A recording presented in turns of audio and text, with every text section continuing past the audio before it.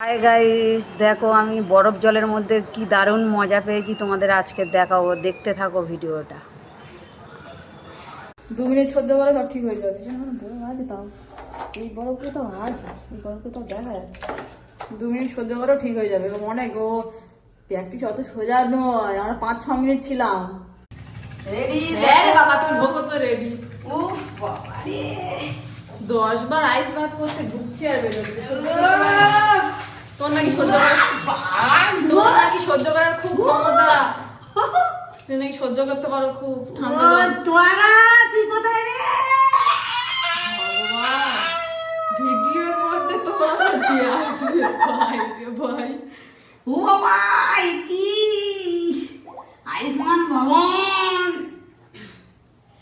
মুদি 3,000 টাকা করে ঝপ করে দে। মরে যেতে হবে আমরা। বাবা বেশি ঠান্ডা লেগে গেলে বেশিক্ষণ করবে না, ড্রেস চেঞ্জ করবে না। হ্যাঁ? বেশিক্ষণ ঢুকে থাকুক, বেশিক্ষণ করবে না, ড্রেস চেঞ্জ করবে। সহ্য করতে পারছো না? পারছো না? একটু পাচ্ছি। একটু পাচ্ছ, আসলে জল গরম হয়ে যাচ্ছে ওই জন্য। বাপরে বাপ, দম নাও। তুমি যা করছো বাপের গায়ে লেগে দিচ্ছ। দম নিতে হবে, আর রিল্যাক্সে দম নাও, আপ ডাউন দম নাও। উঠে যাচ্ছি।